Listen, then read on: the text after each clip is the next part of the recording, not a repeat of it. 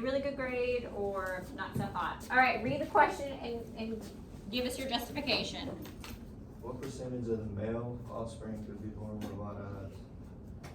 A, it couldn't be 75% because it's 1 out of 2, and that is 50%. And that's your Punnett square right there at the bottom? Yes. Okay, go ahead, sorry.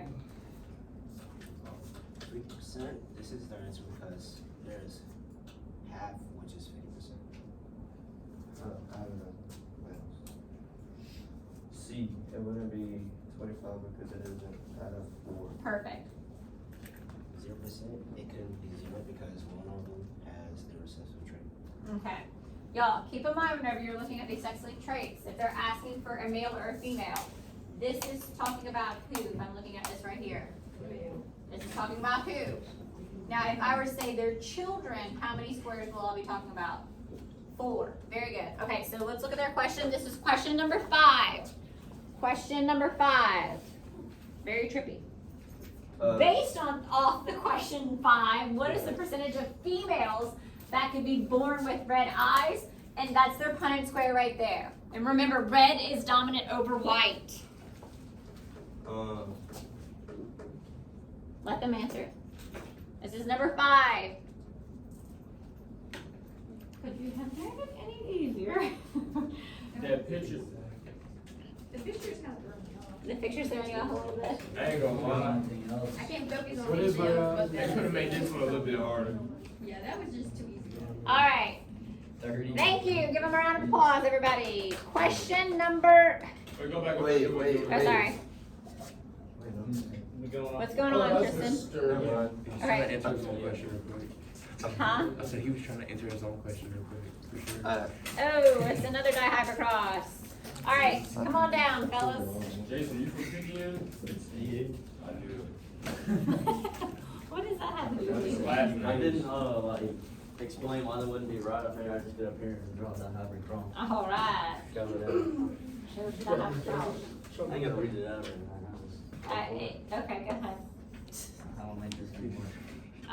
So click at the up arrow at the bottom, and then click annotate.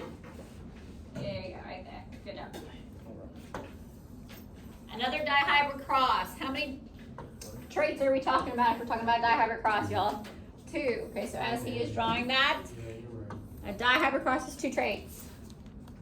So a black fur is dominant over brown, and a tail that is short is dominant over a long tail. So what is it going to look like if we mix what do we know about the tail in the first individual, the first rat, or mouse, sorry. It's big B, little b. What color is the fur? Black. What do we know about the tail? Is it long? Yeah. Is it long? Oh, No. wait. Short tails are dominant. Oh, wait. I was looking at- Short. It's black and short.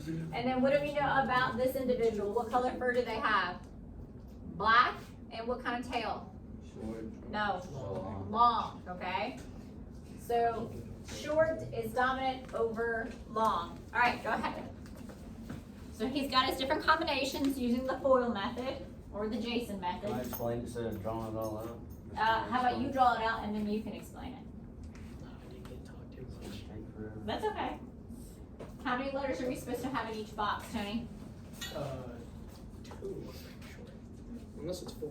It is 4. Y'all, why would it be 4 letters per? Jaden, put your phone away, please. Because you got the one on the top and then one on the side, Yep. 2 from each parent. Exactly. That makes more sense. Okay? So the question that this was asking, this is a commonly missed question on your test, is how many out of how many boxes? If we're talking about a dihybrid cross, how many boxes are we talking about? 16. All right. How many will have black fur and are long? So if it is black fur, what could it be? It could be big B, or it could be what? Big B, little b, and we're looking for a long tail, so that will be what? It is little t. So we are looking for either this, I thought it was the other way around. it usually is, or this right here. So we're looking for these combinations right here, okay? How many of you got tripped up on this dihybrid cross whenever you were doing it on your I forgot how test? to do it. You forgot? I forgot how to do I it. might switch some of the labeling. I tried so much to. I will say that on the state test, I think all you have to do is just be able to read the dihybrid cross, okay? All right, as Jason is finishing that up, we are looking for either homozygous dominant or heterozygous, but we're definitely looking for homozygous recessive, okay?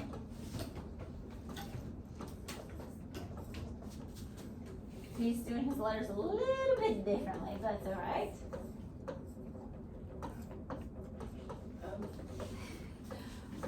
All right. Now tell us, how many out of 16 are homozygous or heterozygous and then recessive for tail? Walk us through the answer. Okay, so it'd be 50% would be, because of the way they're, because the tails, first off, they'd all have black fur because there's old dominant T's on the top. Mm-hmm. And then the only thing that would change would be these two dominant T's make all this, long tail. So this top part of it have a long tail and the bottom half of it have a short tail. Very good. Do y'all see that? All right, now here's their question. Here's their question. A black fur is dominant over brown.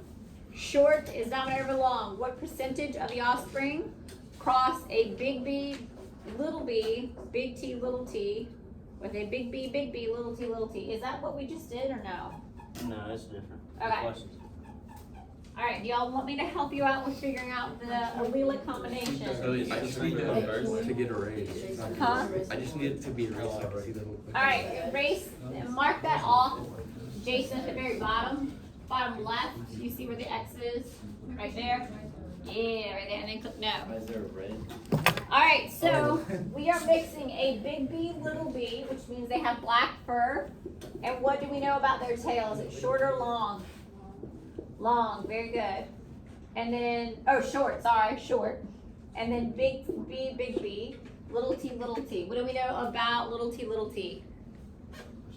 It's recessive, and in this case, what do we know about the recessive? No, long tail. It's typically backwards. Like in your mind, you would think long is dominant That's what over. I'm saying. That's And what I'm most saying. of the examples are like that. All right, what are the 4 allelic combinations, y'all, for this parent right here? Big B, big T, big B, little t, little b, big T, little b, little t. Now this one right here. Big B, little t, big B, little t, big B, little t, big B, little t. Okay? Now, if you do your Punnett square, y'all can go back to your seats. Everybody, give them a round of applause.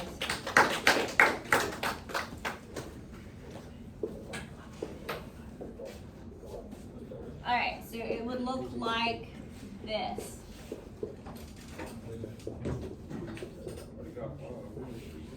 You do have to answer this, y'all. Yeah, we're 3 here. No, there's 7 of us.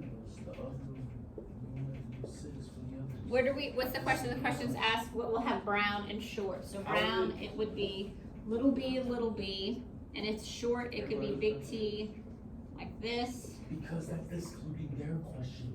So we're excluding ours too. Yes. This is easy. I'm not saying 7, I'm saying 6. Jason, y'all is the signature mark? Yeah, sure. Y'all, do you actually have to do this whole dihybrid cross? That's. No! Wait, do you know? No, you don't have to. You didn't have to. I did that too. Ms. Strong, No, you didn't. Yeah, I did that all the time for all of them. Ms. Strong, Yes. we do everybody else's question except yours, so we have 6 questions to answer. Yes, so y'all are number 3, so y'all should have a blank space for number 3 here. That's what I What? All Then right, why did we put 6? No, bro. there's 6 groups, aren't there? Yeah, like you. There's 7 groups. Oh, where you, okay, that was my bad then. No, it'd be 6 because you'd answer everybody else's evaluation. Yeah, that's why I said 6. Thank you, Gatlin. Gatlin's my voice of reason. Alright, last one. Gabe and Gatlin. Come on down. Also, another missed question. Y'all, what does this represent right here? These G and H. Twins. Twins, very good. Alright, Gatlin, Gabe, take it away. Alright, so individual B isn't shaded darker. No, wait. Let's back up. Read the question. Individuals with recessive phenotypes are shaded darker than those with dominant phenotypes if this trait is represented by the letter O. What is the genotype of individual B? Alright, so we're looking at B. Grandpa over there. So A is wrong because individual B isn't shaded darker, which means it isn't recessive. Individual B can't be homozygous dominant because individual E has the trait. Very good. Then C is correct because for E to have little r, which means it has it, both of these would have to be heterozygous.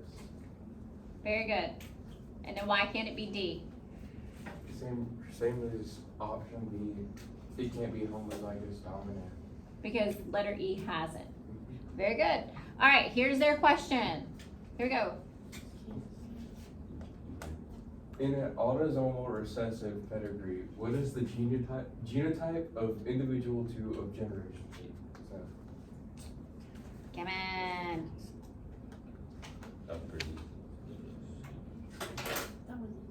It's an easy one. And that means they're cousins. oh yeah, by the way, Thank you, Gatlin. double line means they're cousins. Yes, the double line does mean that it means that they're closely related. We can see that now. Oh! And in this case, they would be cousins. Alright, give them a round of applause. Yeah, What? they're cousins. They're cousins. They're cousins because if you look at this right here, his mom is brothers with individuals. They're first cousins. Yeah, they are first cousins. That's what the double line means. That means that But they are. obviously don't know how cousins work. After the cousins, All right, let's circle back around. We're going to question number 3. This is y'all right here, correct? Yes, you might have to refresh it for our question to show. Okay. I can do that. We did a good question. I'm excited. It's this one right here. All right, take it away.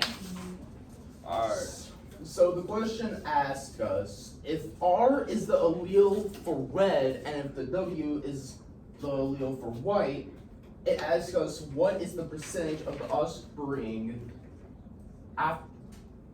of this cross will have red flowers. All right. Well, if you do the Punnett square, B is incorrect because in order. Why don't you do the Punnett square for them? So click the up arrow at the very bottom of the screen and then click annotate.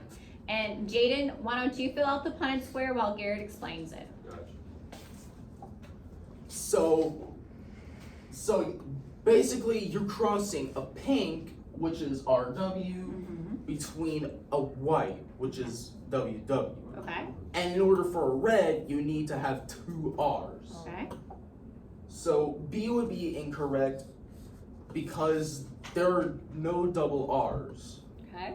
along with C and D. So the correct answer is A because in order to have a chance for a red flower, you need to breed 2 pink flowers together, which gives a 25% chance of a red, 50% chance of a pink, and 25% chance of a white. All right. All facts.